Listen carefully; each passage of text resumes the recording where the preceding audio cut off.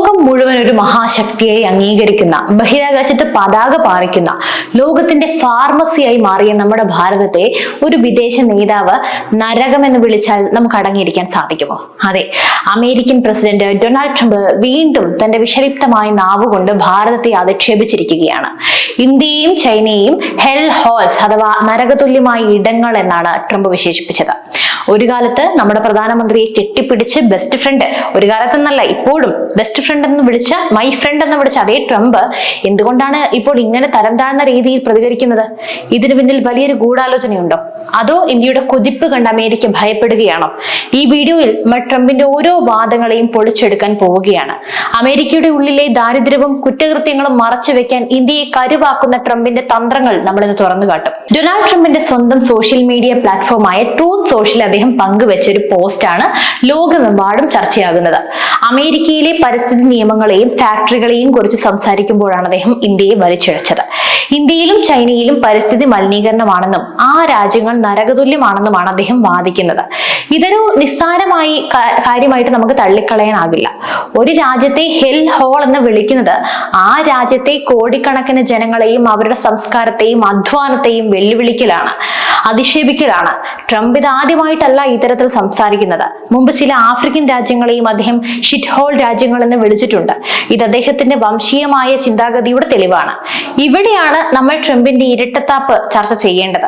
2020 ഫെബ്രുവരി മാസത്തിൽ ഇന്ത്യ സന്ദർശിച്ച ട്രംപിനെ നമ്മൾ മറന്നിട്ടില്ല. അഹമ്മദാബാദിലെ മൊട്ടേര സ്റ്റേഡിയത്തിൽ ലക്ഷക്കണക്കിന് ആളുകൾക്ക് മുന്നിൽ നിന്നും അദ്ദേഹം പറഞ്ഞത് എന്തായിരുന്നു? ഇന്ത്യ എന്നും അമേരിക്കയുടെ ഹൃദയത്തിൽ പ്രത്യേക സ്ഥാനമുള്ള രാജ്യമാണ്. ഇന്ത്യയുടെ ജനാധിപത്യം ലോകത്തിന് മാതൃകയാണ്. അദ്ദേഹം അന്ന് തട്ടിവിട്ടതാണ് ഇതെല്ലാം. അന്ന് വോട്ട് ബാങ്കിന് വേണ്ടിയും ഇന്ത്യയുമായുള്ള പ്രതിരോധ കരാറുകൾക്ക് വേണ്ടിയും ഇന്ത്യയെ പുകഴ്ത്തിയ ട്രംപ് ഇന്ന് തന്റെ അധികാരം തിരിച്ചു പിടിച്ചപ്പോഴുള്ള ഇന്ത്യയെ നരകമെന്ന് വിളിക്കുന്ന ഒരു നീക്കമാണ് നമുക്ക് കാണാൻ സാധിക്കുന്നത്. ഇതിനെയാണ് നമ്മൾ രാഷ്ട്രീയ അവസരവാദം എന്ന് വിളിക്കുന്നത്. ഇന്ത്യയെ പുകഴ്ത്താനും ഇതേ ട്രംപ് വേണം, ഇതേ ഇന്ത്യയെ തള്ളി പറയാനും ഇതേ ട്രംപ് വേണം. ഇതിൽ നിന്നും തന്നെ അദ്ദേഹത്തിന്റെ വാക്കുകൾക്ക് എന്ത് വിലയുണ്ടെന്ന് നമുക്ക് മനസ്സിലാക്കാം. നരകമെന്ന് വിളിക്കപ്പെടുന്ന ഈ ഇന്ത്യയെ കുറിച്ച് ട്രംപിന് അറിയാത്ത ചില കാര്യങ്ങളുണ്ട്, അല്ലെങ്കിൽ അറിഞ്ഞിട്ടും അദ്ദേഹം കണ്ണടയ്ക്കുകയാണ്. നമുക്ക് വസ്തുതകൾ പരിശോധിക്കാം. ലോകം സാമ്പത്തിക മന്ദത്തിലേക്ക് കൂപ്പുകുത്തുമ്പോഴും ഇന്ത്യ 7% മുകളിൽ വളർച്ചാ നിരക്ക് നിലനിർത്തുന്നുണ്ട്. ജർമ്മനിയെയും ജപ്പാനെയും പിന്നിലാക്കി ലോകത്തിലെ 3ാമത്തെ വലിയ സാമ്പത്തിക ശക്തിയാകാൻ ഇന്ത്യ കുതിക്കുകയാണ്. ട്രംപിന്റെ അമേരിക്കയിൽ പണപ്പെരുപ്പവും തൊഴിലില്ലായ്മയും കൂടുമ്പോൾ ഇന്ത്യ പുതിയ തൊഴിലവസരങ്ങൾ സൃഷ്ടിക്കുകയാണ്. അതുപോലെ ഡിജിറ്റൽ വിപ്ലവത്തിലേക്ക് വരാം. ഇന്ന് അമേരിക്കയിൽ പോയാൽ പോലും ഒരു ചായ കുടിച്ചാൽ ഡിജിറ്റൽ പേയ്മെന്റ് നടത്താൻ പലപ്പോഴും പ്രയാസപ്പെടണം. എന്നാൽ ഇന്ത്യയിൽ ഒരു തട്ടുകടയിൽ പോലും UPI വഴി സെക്കൻഡുകൾക്കുള്ളിൽ പണം അയക്കാൻ സാധിക്കും. ലോകത്തെ ആകെ ഡിജിറ്റൽ ഇടപാടുകളിൽ 40% നടക്കുന്നത് നമ്മുടെ രാജ്യത്താണ്. ഇതൊരു നരകത്തിന് സാധ്യമാണോ ട്രംപേ? അതുപോലെ ബഹിരാകാശ വിജയം. അമേരിക്കയുടെ നാസ കോടിക്കണക്കിന് ഡോളർ ചിലവാക്കി ചെയ്യുന്ന കാര്യങ്ങൾ ഇന്ത്യയുടെ ISR വളരെ കുറഞ്ഞ ചെലവിൽ ചെയ്ത് കാണിക്കുന്നുണ്ട്. ചന്ദ്രന്റെ ആർക്കും എത്താൻ സാധിക്കാത്ത ദക്ഷിണ ധ്രുവത്തിൽ നമ്മൾ ചന്ദ്രയാൻ 3 ഇറക്കി. ചൊവ്വയിലേക്ക് ആദ്യ ശ്രമത്തിൽ തന്നെ പേടകം എത്തിച്ചു.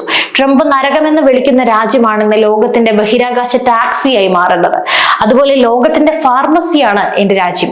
കോവിഡ് മഹാമാരി വന്നപ്പോൾ അമേരിക്ക സ്വാർത്ഥത കാണിച്ചപ്പോൾ ഇന്ത്യ സ്വന്തം വാക്സിൻ നിർമ്മിക്കുകയും അത് ലോകത്തിലെ 100-ലധികം രാജ്യങ്ങൾക്ക് സൗജന്യമായി നൽകുകയും ചെയ്തു. ലക്ഷക്കണക്കിന് മനുഷ്യരുടെ ജീവൻ രക്ഷിച്ച ഇന്ത്യയെ നരകമെന്ന് വിളിക്കാൻ നിങ്ങൾക്ക് എങ്ങനെ തോന്നുന്നു? ഇന്ത്യയെ നരകമെന്ന് വിളിക്കുന്ന ട്രംപ് അമേരിക്കയിലെ സ്വർഗതുല്യമായ കാഴ്ചകളൊന്ന് കണ്ടു നോക്കൂ. അമേരിക്കയിലെ വലിയ നഗരങ്ങളായ സാൻ ഫ്രാൻസിസ്കോയിലോ ഫിലാഡൽഫിയയിലോ ഇന്ന് പോയാൽ കാണുന്നത് എന്താണ്? അതായത് മയക്കുമരുന്ന് മാഫിയയായി മാറിക്കഴിഞ്ഞു അവിടെയെല്ലാം. സോംബി ഡ്രഗ് അഥവാ ഫെന്റാനിൽ ഉപയോഗിച്ച് തെരുവിൽ ബോധമില്ലാതെ കിടക്കുന്ന ആയിരക്കണക്കിന് അമേരിക്കക്കാർ. അവിടെയൊന്നും യുവാക്കളുടെ ശക്തി തീരെയില്ല. ഒരു ദിവസം പോലും വെടിവെച്ച കേൾക്കാത്ത നഗരങ്ങൾ അമേരിക്കയിൽ കുറവാണ്.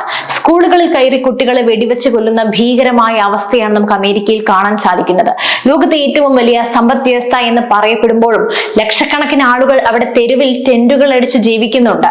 അതായത് നമ്മൾ പുറമോടിയിൽ അമേരിക്ക എന്നത് ഒരു ബ്രാൻഡായി പറയുമ്പോൾ അമേരിക്കയുടെ സത്യാവസ്ഥയാണ് ഇതെല്ലാം. തന്റെ രാജ്യത്തെ തെരുവുകളിലെ ഈ നരകം കണ്ടില്ലെന്ന് നടിച്ചുകൊണ്ട് ട്രംപ് ഇന്ത്യയുടെ മലിനീകരണത്തെ കുറിച്ച് സംസാരിക്കുന്നു. അമേരിക്കയിലെ മലിനീകരണ തോത് ചരിത്രപരമായി നോക്കിയാൽ ഇന്ത്യയേക്കാൾ എത്രയോ മടങ്ങ് കൂടുതലാണെന്ന് ശാസ്ത്രീയ റിപ്പോർട്ടുകൾ പോലും പറയുന്നുണ്ട്. ഓർക്കണം, അവിടെ നമ്മുടെ ഇന്ത്യയാണ് ലോകത്തെ ഏറ്റവും വലിയ ജനസംഖ്യയുള്ള രാജ്യം. അമേരിക്കയുടെ കാര്യം കൂടി ഓർക്കണം. ഇതൊരു വെറും പ്രസ്താവനയല്ല, ഇതിന് പിന്നിൽ കൃത്യമായ ഒരു രാഷ്ട്രീയ അജണ്ടയുണ്ട്. ചൈനയിൽ നിന്നും കമ്പനികൾ പുറത്തു പോകുമ്പോൾ അവ അമേരിക്കയിലേക്ക് വരുന്നതിന് പകരം ഇന്ത്യയിലേക്കാണ് വരുന്നത്. ആപ്പിൾ, ടെസ്ല, ഗൂഗിൾ തുടങ്ങിയ വമ്പന്മാർ ഇന്ത്യയിൽ ഫാക്ടറികൾ തുടങ്ങുന്നു. ഇത് അമേരിക്കൻ തൊഴിലാളികൾക്കിടയിൽ ഭീതി ഉണ്ടാക്കുന്നുണ്ട്. ആ വോട്ട് ബാങ്ക് പിടിക്കാനാണ് ട്രംപ് ഇന്ത്യയെ മോശമായി ചിത്രീകരിക്കുന്നത്. എന്തൊക്കെ കാണിച്ചാലും എന്റെ ട്രംപെ, നിങ്ങളെ കൊണ്ട് സാധിക്കില്ല. അമേരിക്കയുടെ ഭരണസിരാ കേന്ദ്രങ്ങളിൽ നിന്ന് ഇന്ത്യൻ വംശജരാണ് ഭരിക്കുന്നത്. മുൻ വൈസ് പ്രസിഡന്റ് കമല ഹാരിസ് മുതൽ ഗൂഗിളിന്റെ സിഇഒ സുന്ദർ പിച്ചെ പോലും ഇന്ത്യൻ വംശജരാണ്. റഷ്യ ഉക്രൈൻ യുദ്ധത്തിലായാലും മിഡിൽ ഈസ്റ്റിലായാലും ഇന്ത്യ എടുക്കുന്ന നിലപാടുകൾ ലോകം ശ്രദ്ധിക്കുന്നു. അമേരിക്കയുടെ കൽപ്പനകൾക്ക് വഴങ്ങാത്ത സ്വന്തം താല്പര്യം സംരക്ഷിക്കുന്ന പുതിയ ഇന്ത്യയെ ട്രംപിന് ഇഷ്ടപ്പെടുന്നില്ല. ഇന്ത്യ മലിനീകരണത്തിന്റെ കേന്ദ്രമാണെന്നാണ് ട്രംപിന്റെ മറ്റൊരു ആരോപണം. എന്നാൽ സത്യം എന്താണ്? ചരിത്രപരമായി നോക്കിയാൽ അന്തരീക്ഷത്തിലേക്ക് ഏറ്റവും കൂടുതൽ കാർബൺ ഡൈ ഓക്സൈഡ് തള്ളിവിടുന്നത് അമേരിക്കയും യൂറോപ്പുമാണ്. ഇന്ത്യയുടെ പ്രതിശീർഷ കാർബൺ പുറന്തള്ളൽ പെർ ക്യാപിറ്റ എമിഷൻ ലോക ശരാശരിയേക്കാൾ വളരെ വളരെ താഴെയാണ്. പുനരുപയോഗ ഊർജത്തിന്റെ കാര്യത്തിൽ ഇന്ത്യ എന്ന ലോകരാജ്യങ്ങൾക്ക് മാതൃകയാണ്. സൗരോർജ്ജ ഉൽപാദനത്തിൽ നമ്മൾ വലിയ കുതിപ്പാണ് നടത്തുന്നത്. പാരീസ് കാലാവസ്ഥാ കരാറിൽ നിന്നും ഓടിയൊളിച്ച ട്രംപിന് പരിസ്ഥിതിയെക്കുറിച്ച് സംസാരിക്കാൻ എന്ത് അർഹതയാണുള്ളത്?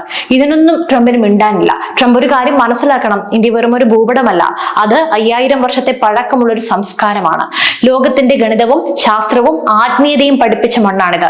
നരകമെന്ന് വിളിക്കപ്പെടുന്ന ഈ മണ്ണിൽ നിന്നാണ് ലോകത്തിലെ ഏറ്റവും വലിയ ബുദ്ധിജീവികൾ ഉദയം ചെയ്തത്. അമേരിക്കയിലെ ആശുപത്രികളിൽ ചെന്നാൽ അവിടെ ചികിത്സിക്കുന്നത് ഇന്ത്യൻ ഡോക്ടർമാരാണ്. നാസയിലെ ലാബുകളിൽ ഗവേഷണം നടത്തുന്നത് ഇന്ത്യൻ ശാസ്ത്രജ്ഞരാണ്. സിലിക്കൺ വാലിയിലെ കോഡിംഗ് ചെയ്യുന്നത് ഇന്ത്യൻ എഞ്ചിനീയർമാരാണ്. ഈ നരകത്തിൽ നിന്നുള്ളവർ ഇല്ലെങ്കിൽ അമേരിക്കയുടെ സമ്പദ് വ്യവസ്ഥ ഒറ്റ ദിവസം കൊണ്ട് തകരും. ട്രംപിന്റെ ഐഫോൺ മുതൽ അദ്ദേഹം ഉപയോഗിക്കുന്ന മരുന്നുകൾ വരെ ഇന്ത്യയുമായി ബന്ധപ്പെട്ടാണ് കിടക്കുന്നത്. അതുകൊണ്ട് ട്രംപ് എന്തെങ്കിലും പറയുമ്പോൾ അത് ആലോചിച്ച് സംസാരിക്കണം. എന്തായാലും ഈ ഒരു വിഷയത്തെക്കുറിച്ച് നിങ്ങളുടെ അഭിപ്രായം എന്താണ്? തീർച്ചയായും കമന്റ് ചെയ്യൂ. മറ്റൊരു വാർത്തയും വിഷയവുമായി വീണ്ടും എത്തും വരെ നന്ദി.